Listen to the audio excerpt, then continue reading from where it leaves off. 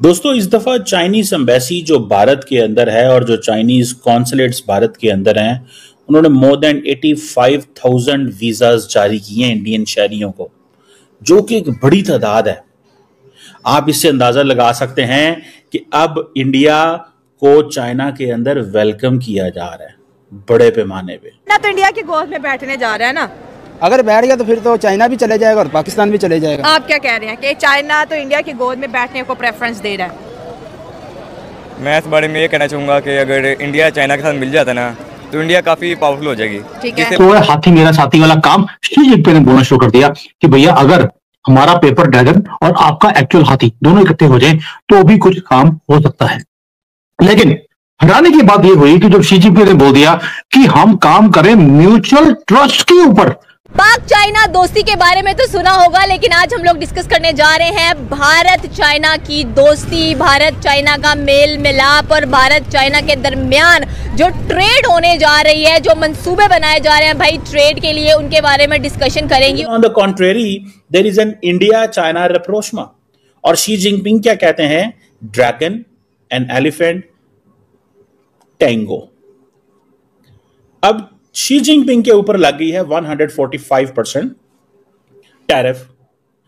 India को उन्होंने जीत लिया है कि इंडिया एक बड़ी मार्केट है, मैं इस हालात मैनेज कर लूं। और चाइना भी अप्रोच में है, ठीक है, तो नरेंद्र मोदी चाहता है कि ये जो जितना भी प्रोजेक्ट है ना पाकिस्तान का, वो हमारे साथ चाइना इंडिया में शेयर करे बड़े पैमाने पे। लेकिन on the contrary there is an India China rapprochement, और शी जिनपिंग क्या कहते हैं? Dragon and elephant tango. अब शी जिनपिंग के ऊपर लग गई है 145% टैरिफ। इंडिया को उन्होंने जीत लिया है कि इंडिया एक बड़ी मार्केट है, मैं इस हालात मैनेज कर लूं, और मैं इंडिया को इंडो पैसिफिक में ना जाने दूं, और मैं अपने अगेंस्ट कोई अलायंस ना बनने दूं। That was the mindset of Xi Jinping, and वो कामयाब हुए। इनिशियली 2020 में शी जिनपिंग का दिमाग कुछ और था, उनका माइंड कुछ और था। उन्होंने ये समझा कि हमें इंडिया को थोड़ा टफ टाइम देना चाहिए, बट नाउ ही रियलाइज्ड नहीं कि हम इतने पेंडोरा बॉक्स नहीं खोल सकते, और इंडियंस भी यही चाहते थे। सो रिप्रोचमा हो गया। काजान रशिया के अंदर जब एससीओ की कॉन्फ्रेंस हुई तो वहां पे ब्रिक्स की आई थिंक, वहां पे जब हुई तो वहां पे जफियां डल गई और ड्रैगन एंड एलिफेंट होना शुरू हो गया। अब क्या है? अब चाइनीज प्रेसिडेंट को यह तो समझ लगी कि मैंने जीत लिया है इंडिया को, अब किधर जाऊं? अब चाइनीज जो है वो थोड़े से परेशान है। देखिए, बात माननी पड़ेगी, चाइनीज परेशान है, इसीलिए चाइना, वियतनाम, मलेशिया और कंबोडिया का स्टेट विजिट कर रहे हैं। सो अब अमेरिकन क्या चाहते हैं? अब अमेरिकन चाइना को टाइट करना चाहते हैं, और इसीलिए चाइना अपने नए रास्ते खोल रहा है। इसीलिए मैं कहता हूं कि इंडिया एक बड़ी मार्केट बनेगा। यूरोपियन यूनियन भी यहां पे आ रही है, चाइनीज भी आ रहे हैं, सारे इंडिया से ताल्लुकात ठीक कर रहे हैं, क्योंकि Trump administration is working on this thing, isolate China. अब शी जिनपिंग के स्टेक्स बहुत हाई हैं। Xi Jinping does not have a choice to annoy Narendra Modi, to annoy all these regional countries, particularly ये जो आसियान ब्लॉक है, जिनके साथ उनकी 900 बिलियन डॉलर की बायलैटरल ट्रेड है आसियान ब्लॉक के साथ। और वो इसके साथ एक चाइनीज लफ्ज यूज करते हैं, शेयर्ड फ्यूचर, वो हमारे साथ भी करते हैं। So they say that we have a shared future with ASEAN and all these countries. और वो समझते हैं कि चाइना का जो सबसे बड़ा ट्रेडिंग पार्टनर है वो आसियान है, यूरोपियन यूनियन और अमेरिका के बाद।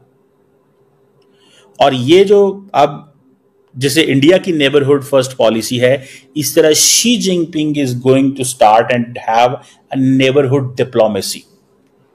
इंडिया नेबरहुड पॉलिसी रखता है, चाइना नेबरहुड डिप्लोमेसी रखता है, और पाकिस्तान कुछ भी नहीं रखता, क्योंकि पाकिस्तान का प्रॉब्लम बिल्कुल डिफरेंट है। आप क्या कहेंगे, ये जो इंडिया और चाइना जो कि बड़े दुश्मन माने जाते हैं, आज दोनों ही एक दूसरे को मुबारकबाद दे रहे हैं कि चलो दोस्ती करते हैं, बड़ी अच्छी बात है, प्रोस्पेरिटी आएगी, इंडियन के चूल्हे जलते रहेंगे, चाइना में भी ट्रेड बढ़ेगी। अभी भी 125 बिलियन डॉलर की ट्रेड है। इंडिया ताकत से नहीं बढ़ रहा, आगे मोहब्बत से बढ़ रहा है।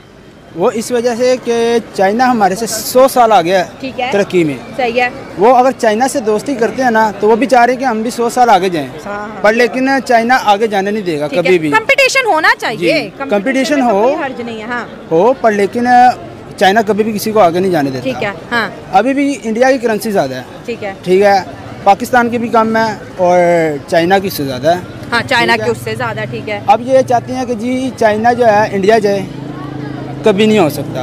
अब नरेंद्र मोदी ने उसके आगे हाथ झुका दिए हैं क्योंकि चाइना की एक पावर है। ठीक है। चाइना अभी अप्रोच में है। ठीक है। तो नरेंद्र मोदी चाहता है कि ये जो जितना भी प्रोजेक्ट है ना पाकिस्तान का, वो हमारे साथ चाइना इंडिया में शेयर करे। पर लेकिन हम भी ये चाहते हैं कि चलो करें। लेकिन सर, इंडिया जो है यूनाइटेड नेशन का परमानेंट मेंबर बनना चाहता है और सबसे बड़ी जो रुकावट है चाइना है। तो हो सकता है ना कि इंडिया की पॉलिटिक्स या इंडिया की फॉरेन पॉलिसी ने सोचा कि हम चाइना के साथ डिस्प्यूट नहीं करते हैं, हम एग्रीमेंट और डिसएग्रीमेंट रखते हैं, ताकि अगर हम दोनों दोस्त बन जाएंगे तो हम डायलॉग कर सकते हैं और हमें वो सीट भी मिल सकती है। वो अगर चाइना चाहे तो दे सकती है। हाँ, चाइना अगर अप्रूवल दे दे तो इंडिया को मिल जाएगी। क्योंकि चाइना मेन हमारे भी पाकिस्तान को चलाने वाला चाइना है। ठीक है। अभी भी ये जो नवाज शरीफ वगैरह जितने भी हैं चाइना के सिर पे चल रहे हैं। सही है। ठीक है, और हम भी अभी चाइना के सिर पे बैठे हुए हैं। ठीक है। फिर तो अगर चाइना चाहे ना उनके साथ कर सकती है। लेकिन चाइना तो इंडिया की गोद में बैठने जा रहा है ना।